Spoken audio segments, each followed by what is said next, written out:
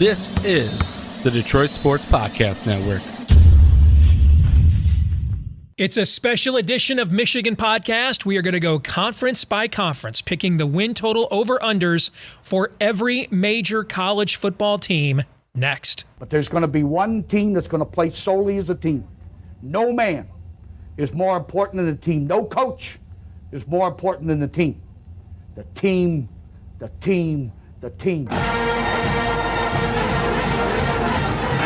Looks deep for Anthony Carter. Waits for it. Hit. Caught. This is no time for that. In the pocket and a sack. Tim Jamison. Brady gets terrific. Throws it and a touchdown. Knight again. Schultz just before Brazil got him. And a leaping interception by Woodson. Harbaugh back to throw over the middle. Caught by Colliger at the 5 on his feet. Touchdown, Michigan. On its way. It's good. He's 5'7", 179 pounds, a junior at Michigan. But Jamie Morris packs a wallop, and he delivers for Bo Schembechler. And here's your first play. Pressure coming. Sack. It is Glenn Steele, number 81, who fought his way through the traffic. Option. And Robinson calls his own number, and he's going to score. Oh, an easy touchdown for Robinson and Michigan.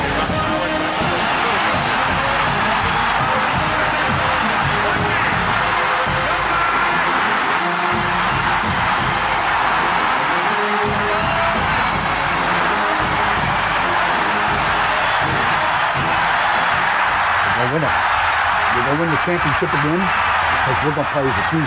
And when we play as a team and the old season is over, you and I know it's going to be Michigan again. Michigan.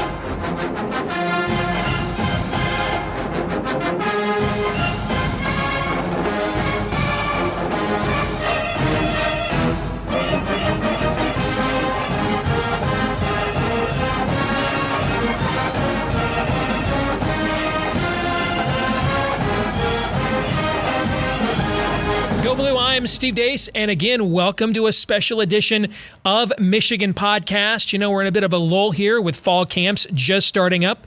News is a little slow to begin trickling out. The Big Ten has just actually started its bus tour, hasn't aired its first special yet at the time that we are taping this. So why not take advantage of the lull? And let's go through every major conference and every major college football team and give you my win total over-unders for every single squad, including my best bets in every single league. Now, this is a bit of a Herculean task that not even I, with my prodigious effort and ability to continue to talking without saying anything, could possibly pull off on just my own. Therefore, we bring in our good friend, who himself is a college football idiot savant, has a phenomenal channel here on YouTube. The voice of college football, maybe the one and only reasonable bucknut, Mark Rogers. Good to see you, my friend. How is you? Good to see you, Steve. Well stated. I was going to challenge you on savant, but as soon as you threw idiot in there as well, yes. I'm right there with you. Yes. Self-awareness, it's good to have that these days. Not a lot of it going around, Mark, so it's good to be aware of who you are. We applaud that here on this program. So you ready to go? Yeah, as long as anybody's not going to run out there and be foolish and like actually take these to the bank. Yes, let's do it for fun. Let's go. Because I also know from a over-under standpoint, I am matched up against the master here. This is kind of my thing, is the futures. You're better at the games, no doubt. You have a better game record than I do. But the future betting and the trend forecasting is what I tend to be better at. But we'll see. I probably just jinxed it right now. Now, if I have recommended this on my Patreon page as a bet in the past, bet it myself, or if it's a best bet from that conference, I will tell the audience as we go through here in each conference. So let us begin. These are my over-under win total picks for the Big 12 Conference. I'm going to go with Oklahoma over 11. I just think 12-0 is more likely than 10-2. Yes, they tend to have that one game every year, but I just don't see them having two with as loaded as this team is. I know they lost 2 games last year, but I think a lot of that was getting Spencer Rattler acclimated to the starting quarterback spot. I'm going to go Iowa State over 9.5. Now, as maybe the only Michigan fan Iowa State homer in all of America, I'm a little skittish on this one because I think 9-3 is very possible. And you're also giving a program that has never won 10 games in a regular season in its history a historic high of a win total here. But the Cyclones are bringing absolutely everybody back. And they're, I don't think they're going to be a team that will be, fixated on hype. They did that last year, remember, against Louisiana and paid for it. I think they learned their lesson. And these guys all came back this year because they intended to make another title run. I'm going to go Texas under 8. I don't understand all the Steve Sarkisian love whatsoever. Their best player, looks like it's Bijan Robinson, a running back that they didn't use enough last year. I don't know why we're making a big deal about what Casey Thompson did in the bowl game against a Colorado team that was pretty depleted and overrated anyway.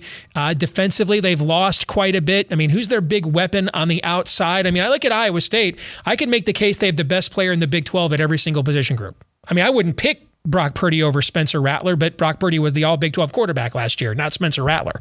But with Texas, I just think there's a lot of questions there, and I just don't think Steve Sarkisian is an upgrade over Tom Herman, frankly.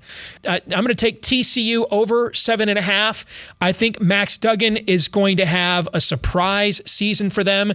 I think you're going to see a breakout also with former 5-star tailback Zachary Evans, and they're going to play defense there. So I'm going to go TCU over 7.5. I guess I'm going to go Oklahoma State over 7.5. They have a very difficult schedule, including Boise State in the non-conference. So I'm basically going to do that on the record of the mullet. I'm going West Virginia under 6.5. And you can see that's my best bet, under bet in the league. I think they lose in the non-conference to Maryland early on. And to me, I just don't think they're special anywhere. I mean, they're okay, but I just think 6-6 is a lot more likely than 7-5. I'm going to go Kansas State over 5.5. That's my best bet over in the conference. I think having Skylar Thompson back with Deuce Vaughn, that's as good of a 1-2 combo in this league, other than what Oklahoma and Iowa State are bringing to the table. I'm going to go Baylor over 5.5. I guess I don't know. I'm going Texas Tech over 4.5. I think their schedule, their non-conference schedule, has a couple of wins there. I think Tyler Shuck coming in from Oregon will give them some stability at quarterback, but that's not a confident play. And I'm going Kansas under 1.5. All right, so Mark, let's lay out your picks now for the Big 12. Run them down for us.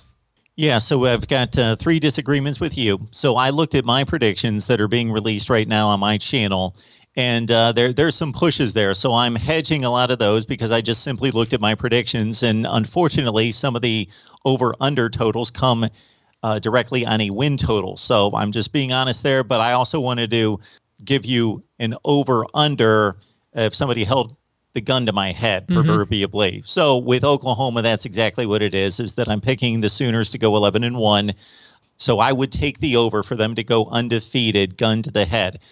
Looking at the differences there, and like you with Iowa State, it's kind of interesting because I love this senior-laden team that I think this is the window of opportunity right here. Look at the positions on offense in particular. This is the team that needs to get it done. And so I've got them with 10 wins, but at the same time, yes, I think people out there in College Football Nation may be getting a little bit too high and geeked for just looking for a challenger to Oklahoma. And, Iowa State, sure, they could get on the same field with Oklahoma on a given Saturday and win that game and pull off the upset, but they can also go out there and lose 1 or 2 games to that second tier in the Big 12, which for me includes Texas. And I'm right there at 8-4 on Texas. And for one of the few times, Steve, I'm hoping not a whole lot of my audience is watching this show because they're going to be, let in on some of these predictions. TCU, in regards to just sheer numbers, I'm the most confident because I've got him with 9 wins. So do I. And much like you, I think Max Duggan is a guy that's come back from a horrific sickness. And I just heard great things about his development. I think he's just excited to be back on the field and playing. And TCU, much like their better teams of 7-8 years ago and that team that almost reached the playoffs, freakish NFL-type DNs and corners, guys on defense that are can just run and hit. And I expect that defense to go back to what it was in Gary Patterson's heyday there. Mike Gundy pretty much has, I think, Big 12 has legislated that he goes 8-4 every year, so that's kind of a default. I'm going the other way on West Virginia. I like Neil Brown. I think he's doing a great job there. I believe as well that Jared Dagey, the quarterback, 14-4 TD to pick ratio, that they're going to cut him loose a little bit more. I believe we discussed Letty Brown last week. I just, in looking at West Virginia's schedule, they've got 2 very make or break in terms of this win total non-conference games against Maryland and Virginia Tech. You talk about toss-up games. Yeah, that's gonna make that number right there most likely. Baylor, I'm going under just based on the schedule. I do think Dave Aranda is doing a nice job. He was one of those first-year head coaches that had basically no chance last year. No spring practices, just no contact with the team, and just scrambled together a 2-7 record, but they were very close to being much better than that. Had a lot of one-score losses. Texas Tech, they're going to figure out quarterback, and they still have quite the competition, even though Tyler Shuck, you would expect to be the starter coming in from Oregon, but he had his troubles there last year and just relied on better talent around him. And then there's poor Kansas. If they can eke out the win, I will feel good about the Jayhawks. The only team I think I would take an issue with you there is West Virginia. And it's for the reasons you actually already cited. I mean, if you've got to get to 7 wins and you're playing 2 Power 5 teams that are what I would rate toss-up games against Maryland and Virginia Tech in the non-conference, if you lose one of those, okay, so if they lose one of those, they've got to go 6-3 in the Big 12, Mark. You understand that, right? I understand that. I've got them at sweeping those games and going if they go 4-5. Okay, if you got them sweeping those games, that makes sense. Yeah, but to me, I think if they sweep those games, they're going to be like a top 25 team, in my opinion. You know what I'm saying? Like if they sweep those games, they're not going to I don't think they go like 7-5 if they sweep those games. This speaks more to my lack of confidence in Virginia Tech and Maryland. I think they're very I don't have much confidence in Virginia Tech, which we'll get to here a little bit later on. Okay. All right, let's go to the next league up on the board. Let's look at the Pac-12. All right. So I'm a Michigan fan. I'm not permitted any level of grace or mercy, so I don't get to pick pushes. So I had to do gun to the head on all these teams. Like I think Washington is going 9-3. I think Arizona State's going 9-3. But again, I've got to take the dirt road as a Michigan fan. So if I've got to make a pick, I think 8-4 is more likely for Washington than 10-2. Oregon, I'm going to give a sneaky under 2. Now, their schedule's a little tougher than people think. I'm not sure about Anthony Brown at quarterback. Arizona State, I've got under 9. Now they've got another coach that just put out administrative leave today, so who knows what's going on with that situation there. USC over 8.5 just almost looks too easy to me, like I'm being trapped, okay? Because this isn't Wake Forest where you're like, well, nobody follows. I mean, this is USC. I mean, that win total is probably a good full game lower than what the public perception is of this team coming into the season. So I'm going over, but that number has me scared. Utah, I love. That's my best bet over in this conference. In fact, one of my futures plays, I bet Utah 15-1 to win the Pac-12 about a month and a half ago. You can still get it at 7-8-1. I think they're the best overall team in the league. I think Charlie Brewer's addition is the sneaky best transfer no one's talking about. He's a perfect fit for what this program is all about. This team looks a lot like the Baylor team that Brewer went and won 11 games with a couple of years ago. I'm going to go with UCLA over 7. Here's the thing. I love the makeup of the roster with the experience. I like the development of Dorian Thompson-Robinson. I don't like the schedule, so I'm really torn with them. I mean, to me, I think they're probably a 7-5 team, but I just think they got too much returning to go 6-6. I just can't tell you how they're going to get to 8-4. So I guess I'll just play the over there. Cal is one of the best bets on my Patreon page, but I got it at 5.5. At 6, I would lay off. But if you made me make a pick, I would go over. Washington State, I'm going under at 6. Oregon State, I'm going to go under at 4.5. It's not just the conference schedule, but a road game in the non-conference at Purdue.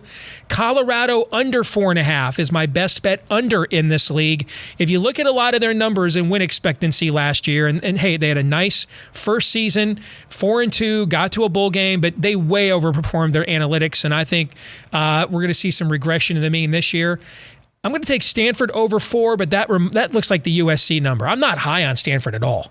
But that number just seems like so insulting. Like on principle, I have to take the over, which means I'm probably walking into a trap. And with Arizona, we're obviously, as Michigan fans, get a root for the new head coach out there. I just don't see where the three wins are coming from, Marks. Those are my picks in the Pac-12. What about yours? Our Pac-12 situation, Steve, we've got 3 differences, and they are not the Arizona-Oregon State variety. They matter. Washington, Oregon, right out of the gate. I like the Huskies and the Ducks. Of course, they're playing each other, so there's a loss for one of them right out of the gate. Oregon's got the trip to Columbus. That's most likely a loss. I am in the push category, so I've released my Oregon prediction. I'm at 9-3, but gun to the head, I go with the over if need be. Washington, I've got at 10-2. So you and Phil Steele, this is one of Phil Steele's big surprise Cinderella plays for this season is Washington. Yeah. Likes the Washington Huskies. On down the line, I don't know what the love is for UCLA, especially playing LSU right out of the gate after they play Hawaii, which is a losable game. So that's our other big disagreement. And if you see my initial there marked next to Utah, first and foremost. So like you, in just analyzing the schedule, and like you say, Kyle Whittingham's been doing this for a long time, and that the running game is there and the defense, and Charlie Brewer knows what he's doing. Man, he's got a ton of starts under his belt. I just think that's a tremendous fit as well. And again, reviewing game by game, I've got the Utes winning 10, so that's a full game and a half over. So I'm confident there. But I'm also confident that UCLA is not going to go 8-4. I just don't see it. They start out again, Hawaii, LSU, difficult, and they're the only. So they're playing both Washington and Oregon out of the Pac-12 North Division as well. So I think that's a tough go for the Bruins. Yeah, you make a good case there. They'll be better. Yep. Chip Kelly, they were a nice football team to watch last year, despite the 3-4 record. I thought that they were significantly better. 8 wins, though, for me is a bit much. And then down the line, Colorado, smoke and mirrors. They won the first 4. They lost the last 2 in embarrassing fashion. And the Stanford number, I just can't ignore it either. I see how it could be brutal because the schedule is extremely difficult. Maybe the toughest schedule in the country. Yeah. They do go to Vanderbilt. They should win that game, and they do have, But Kansas State and Notre Dame are the other 2 non-conference games there, man. You can collect that group of teams, though, in the Pac-12 and say they should go 500 against these collection of 4 or 5. But doesn't it feel like it's just a trap? Don't you just feel like that? Don't you think the USC number is a trap? Well, I go back to 2016, and Ohio State was 7.5 that year. And I thought, what in the world? What am I not seeing? And of course, and you're right. Sometimes they just get it wrong. You're right. An 11-1 Ohio State team. Yeah, which should have been 10-2. All right, let's get to the next conference. All right, let's get to the SEC, where it just means more. At least 2 teams more here in a couple of years. All right, I'm going to go Alabama under 11.5. Nick Saban has got 5 national championships, but he has not gone undefeated there 5 times. I'm going to go Georgia over 10.5. In fact, I almost made this bet myself because I think the first game of the year is going to tell me whether I win the bet or not against Clemson, right? So, but I think they're going to beat Clemson actually the first week of the year. So I got Georgia over 10.5. In fact, I think Georgia's going undefeated in the regular season. I'm going to go Texas A&M under 9.5. A quick little note here, Kenny White, who is a very successful college football handicapper, by the way, for the handicapping nerds. If that's not a name you don't know, you should know that name. I listened to his podcast recently, and he put up $5,000 against anybody that would challenge him that A&M will not even finish the season among the top 30 teams in the country. So there you go. But I tend to not bet overs, as I said to you before, Mark, on teams that have question marks at quarterback. Okay, so I'm going to go under. I just think 9-3 is probably more likely than 10-2. It's also why I'm going under for Florida. There's so much hype around Emory Jones. We haven't seen anything. I'm going to go over 8.5 against LSU, but I think this team could do anything from 5-7 to 12-0. I mean, I just think this is a more talented version of Michigan, where there are so many scenarios here that are at play, and a coaching staff being reshuffled and a head coach where some of the bloom is off the rose. I have no idea what they will do. I like Ole Miss over 7.5. I like Missouri under 7, although I'm worried about that because that number seems too easy to me. I'm going to go Kentucky over 7. They're a little bit, Mark Stoops is kind of this league's mullet. He just goes 7-5, 8-4 every year, pretty much. Auburn under 7 is one of my very best bets of this season. It's my best bet under in this league. I think I just see a transition change from Gus Malzahn's, hodgepodge of gimmicks to Brian Harsin wanting to run a pro-style attack.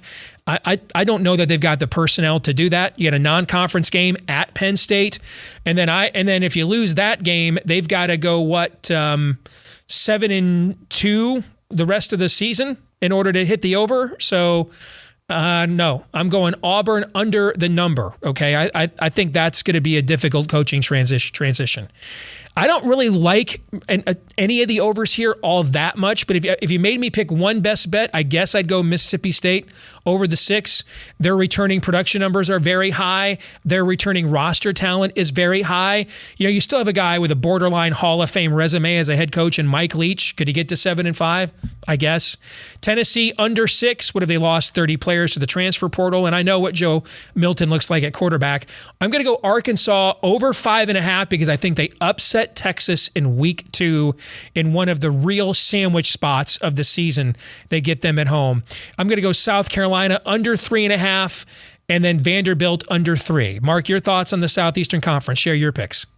One thing to keep in mind with the SEC, of course, because every league goes 500, that the SEC is almost certainly going to win a higher percentage of games than any other conference out of conference. It's typically in the 80-85% range. So these numbers should be high.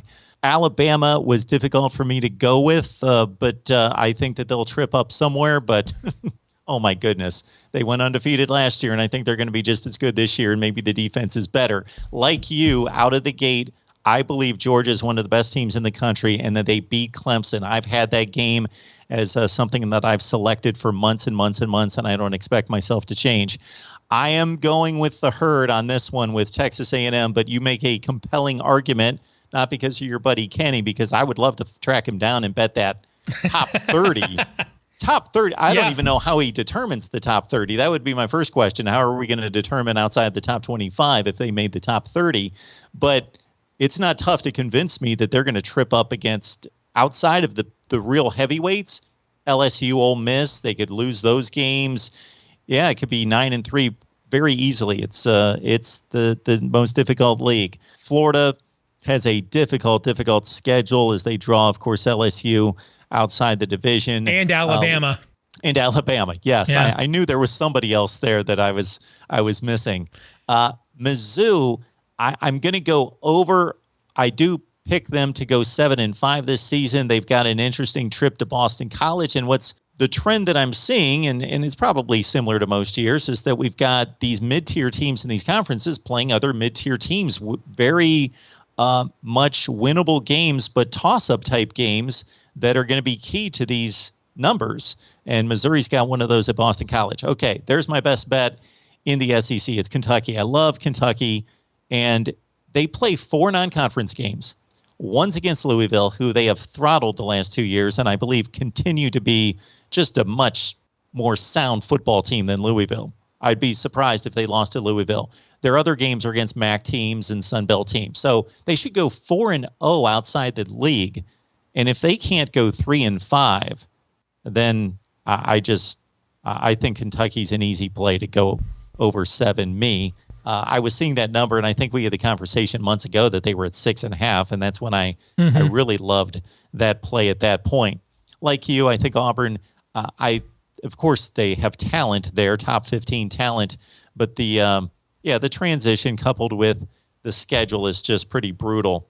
And as we go down the line, I do think South Carolina, because of the non-conference games, although they do play Clemson, of course, to finish it off, is going to push them to the 4-8 level right there. So that's how I see the SEC. I think we've got 3 disagreements, although one's a push. Yeah, I don't, even where we disagree, I don't have a strong feeling one way or the other. And you raise an excellent point about inflated win totals in there with the 4 non-conference games, and they have that week where they play all the scrubs. That's why I noted Auburn playing at Penn State. I think that that's a unique thing in that league this year, as is LSU at UCLA, but I think Auburn is playing the tougher game, and that's why I've got them with an under. Let's go to one more league here before the break. Let's go to the ACC. I got Clemson under 11.5, and I think you win that bet week 1 when they lose to Georgia. I'm going to take North Carolina under 10, and I mean, we're talking about a team that hasn't won 10 games in the regular season since Mac Brown coached there originally. So, I mean, that's a huge win total for them, which makes me think I'm getting suckered. See, the fact USC is only at 8.5 and North Carolina is at 10, all right, just makes me think that Vegas really, really likes this team. I'm going to go Miami under 9.5 because I think 9-3 is more likely than 10-2 with a road game at North Carolina. Look at Pittsburgh's schedule. To me, I think they've got like 5 wins minimum. Just if they show up and Kenny Pickett can avoid tuberculosis, okay? I mean, just showing up, they've got, I think, 5 wins minimum on that schedule. So can I just get 3 more? I think I can. So I'm going with Pittsburgh over 7. I'm going to go with BC over 7 because I give them a slight nod at home to win that game against Missouri, but wouldn't shock me at all if the SEC team has the superior talent. Virginia Tech under 7 is one of my best bets this year. I think this is a team, when you look at their schedule and you start off, you've got North Carolina right away. You've got West Virginia and later on. Get off to a couple of slow start, a couple of losses here, and everything's circulating around the head coach. You look at what's gone. Their recruiting has fallen off a cliff. It just kind of looks like Justin Fuentes is dead man walking there. NC State over is my best bet over in this league.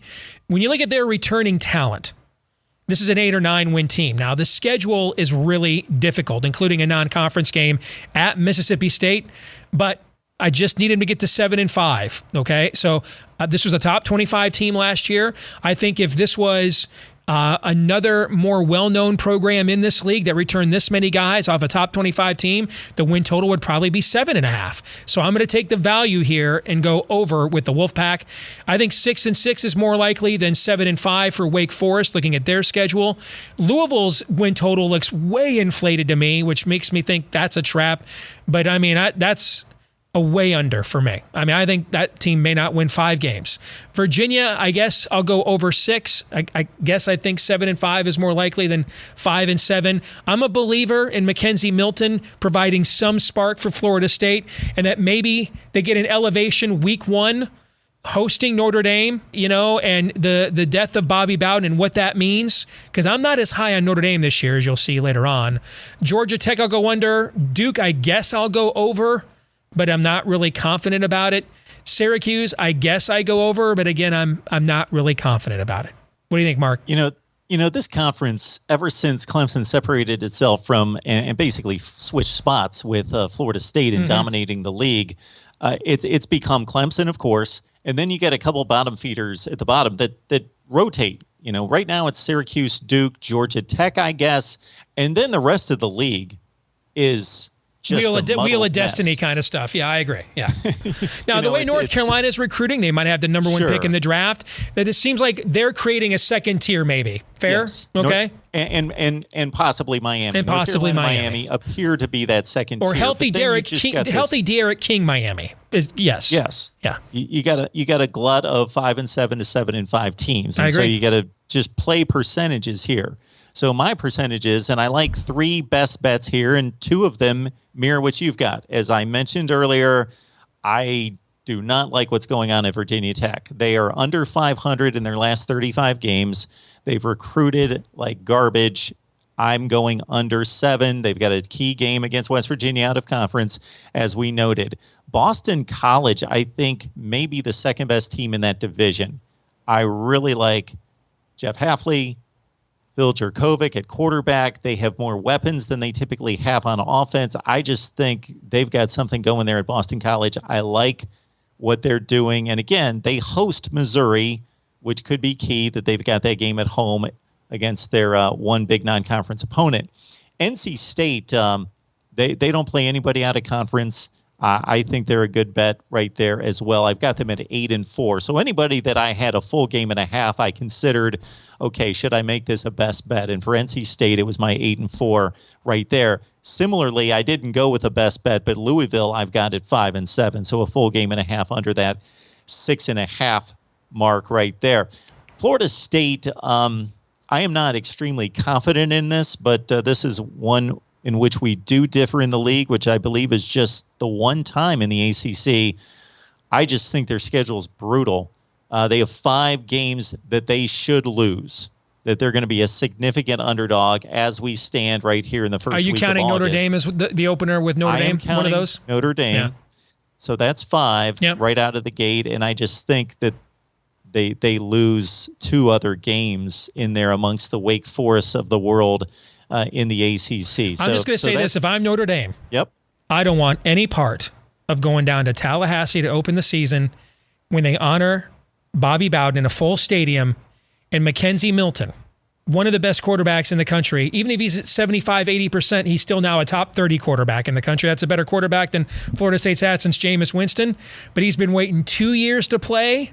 You honor Bobby Bowden, all that energy in the stadium. If I'm Notre Dame and I'm breaking in a new quarterback myself, I don't want any part of that energy, man. None. See, Steve, anytime somebody brings up a narrative like that, it all sounds good, and you might be right.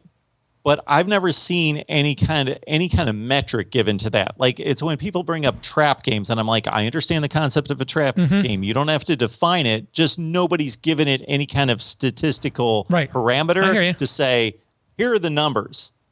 It's just this theory out there that people buy into that I need to see evidence of statistically. Okay. All right, we'll take a quick break. We'll come back. Let's get into the Big Ten and Notre Dame in a moment.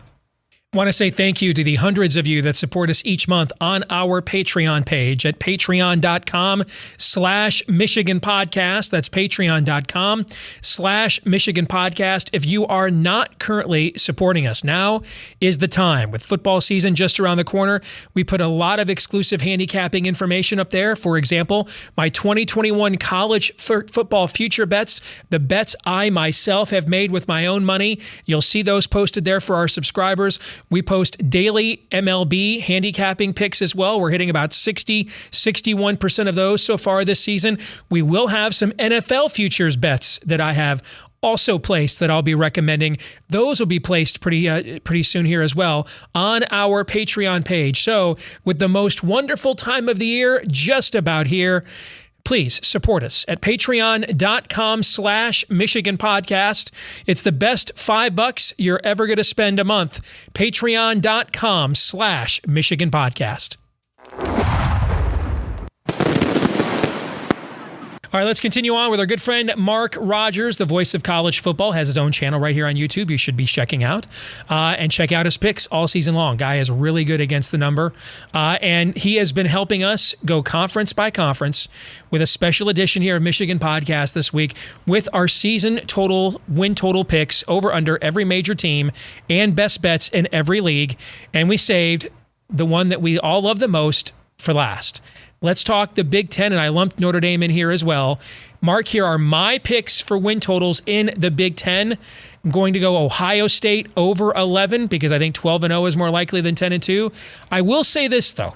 I don't think the Quinn Ewers edition is good for this year's team. I don't. I think you've got a way too crowded quarterback room in there, man, and I will be fascinated to see how they operate that, okay?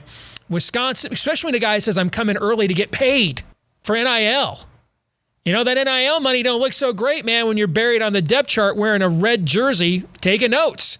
Nearly as much as when you're playing. All right, so I am going to be fascinated to see how that plays out. Kyle McCord was like a top 5 quarterback in the country in this class. And he's like, man, I'm going to be playing at Penn State, I guess, next year. Yeah, C.J. Stroud's looking over his shoulder. First overthrown ball against Oregon. Am I out? I mean, I don't know. I will be fascinated to see. We've not had a quarterback room like this in college football since there was Jim Kelly, Vinny Testaverde, and Bernie Kosar all in the same room together at Miami. But that was pre-transfer portal and NIL and everything else. It will be fascinating to watch. The problem is... especially in this world, you can have too many dudes. Yes. The problem is, though, for the rest of us in this league, is they're so much better than everybody else, everywhere else, that they could probably sustain some of that chemistry, potential chemistry problems. So I know you feel bad for Ryan Day and Ohio State, Steve, but the unfortunate part of this as well is they're not staggered in class. You got 2 redshirt freshmen and 2 true freshmen. I know. That's why I seriously believe one of these guys is starting at Penn State next year. I absolutely believe that. Let's get to the rest of my picks in the Big Ten. I've got Wisconsin over 9.5. My numbers say that the difference between Wisconsin and the West is almost as large as the chasm between Ohio State and the East. I'm going to go Penn State under 9. I think way too much benefit of the doubt is being given from last season. And I looked at the teams they beat at the end of last year. Like, none of them were good, and one of them was us, who was winless. I think they'll be somewght a top 25 team. I think I have them at 8-4, 9-3. So I think that's about where they'll probably go. I'm just, I think 8-4 is more likely than 10-2. I'm going to go Notre Dame under 9. I think Notre Dame has lost a ton. Uncertain quarterback situation. To me, you bring Jack Cohn in because you're looking for a guy just to get you through this year. When the young kid Buckner you think is ready to go, that means you're kind of caught in between here a little bit. Their schedule, it's Notre Dame, so it's not easy. I'm telling you, man. Circle that opener at Florida State. That just smells like an ambush to me.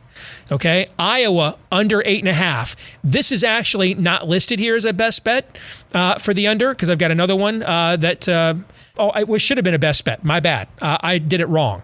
I gave 2 over best bets. It was Iowa under 8.5 is my best under bet in the conference this year. And that was listed earlier on my Patreon page. I think it's more likely they start 0-2 than go 9-3. I've got Michigan under 7.5. That was also one of my best bets on Patreon when it was 8, because I just couldn't see where they got to 9-3. But at 7.5, I would completely lay off of that because I do think there's a possible 8-4 there maybe. Indiana over 7.5. I absolutely think 8-4 is more likely than 7-5 for Indiana. I think they're kind of underrated again, actually. I'm going to go Minnesota over 7. I guess, I guess they're somewhere closer to what we saw in 2019 than what we saw last year, I guess. Northwestern, I'm going to go under the 6.5. No team in our league lost more this year. Nebraska, I'm going to go under 6 because if you've seen that schedule, 5-7 is a hell of a lot more likely than 7-5. Maryland, I'll go under 6 for the same reason. Although they're the kind of team with the way they're structured, you don't want to have to play them probably on a week-to-week basis because they do have enough firepower to get somebody, every now and then.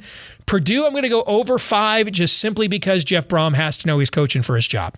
But I'm not really confident on that either. What if they had 14 defensive coordinators there or something since he's been there? Michigan State over 4.5. Not really confident. I think 4-8 is what I have. I guess 5-7, 4-8. I don't know. To me, I wouldn't touch that one at all. Rutgers under 4 because I think 3-9 is more likely than 5-7 despite the improvement. But the overall best bet I love more than any in this league. Now, I got it at Illinois over 3, and I really loved it there. I still love it at over 3.5. In fact, that opener against Nebraska, I think they got the better quarterback in the game. I think they got the better head coach in the game. Illinois has more super seniors returning than any team in our league.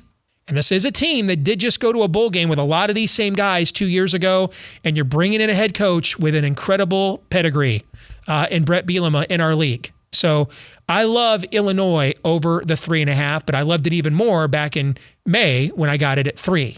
So, Mark, your picks here in the Big Ten. 6 differences. Wow. Lots of stuff to chew on here. And, yes, the Buckeyes, I believe, are going to lose a game. Where's it going to be? Well, you're going to have to check out my picks later. Yeah, Ryan Day has not lost a Big Ten game yet. So there you go.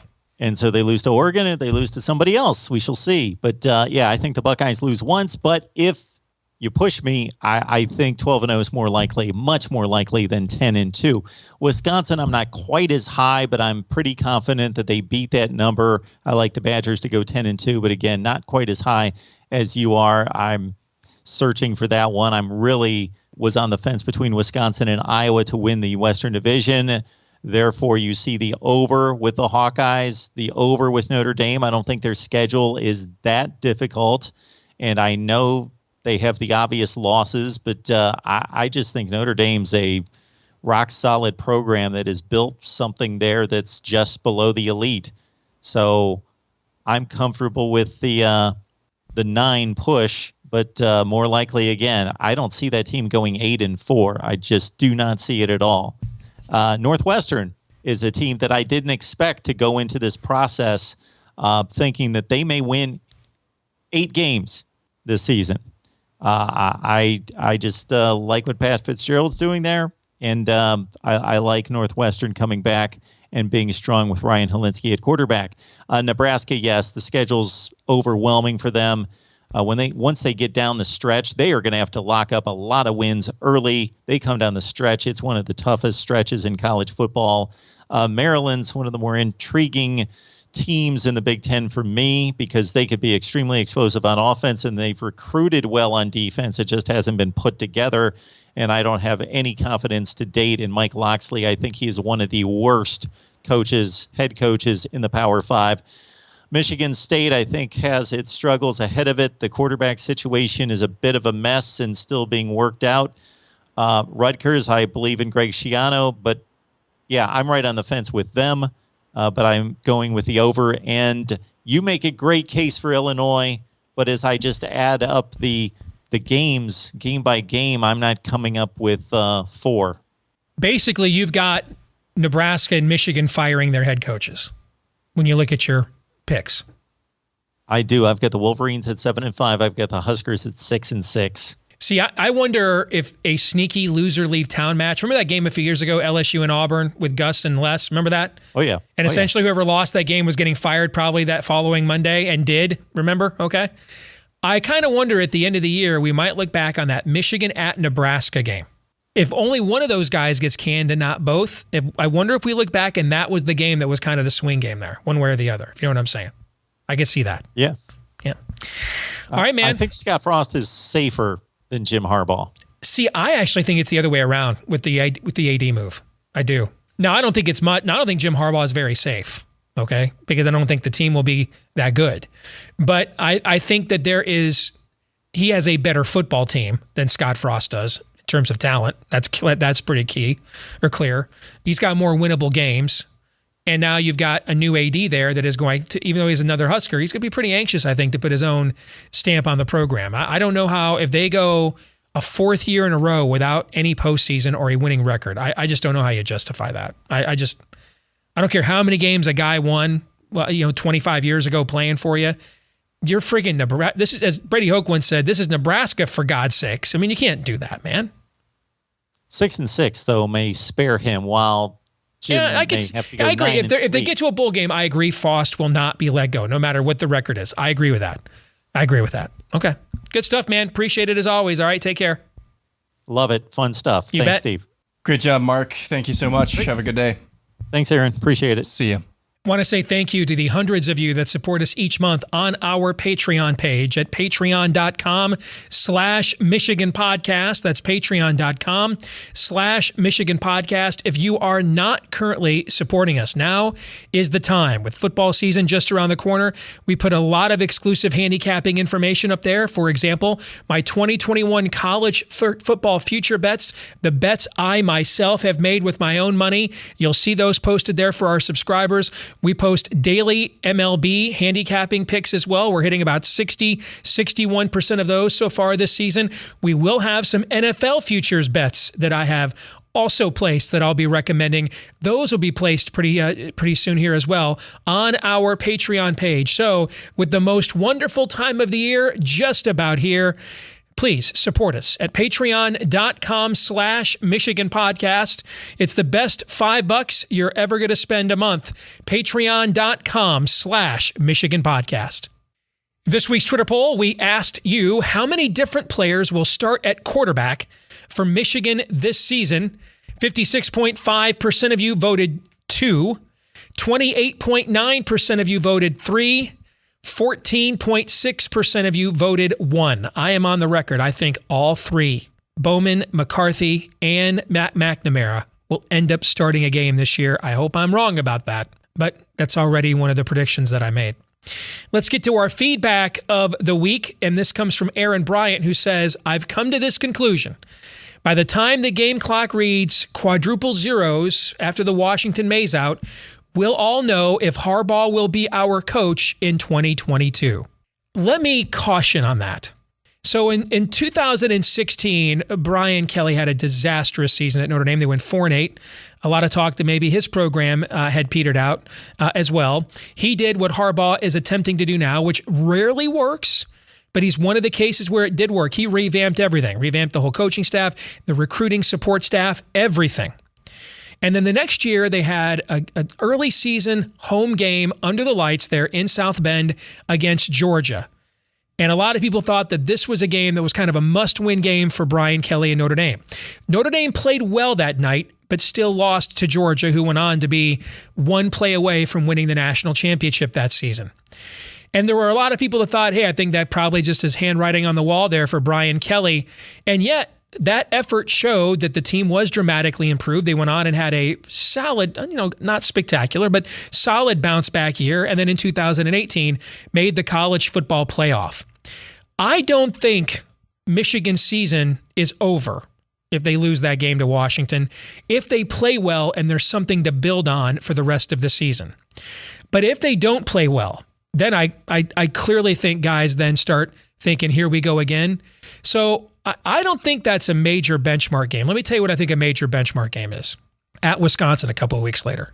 I mean, Michigan has played the last 2 years against Wisconsin and just been emasculated. I mean, Wisconsin has removed their scrotums live on television, showed it to them and everybody else, and then placed them on the ground and stomped on them with a steel-toed boot.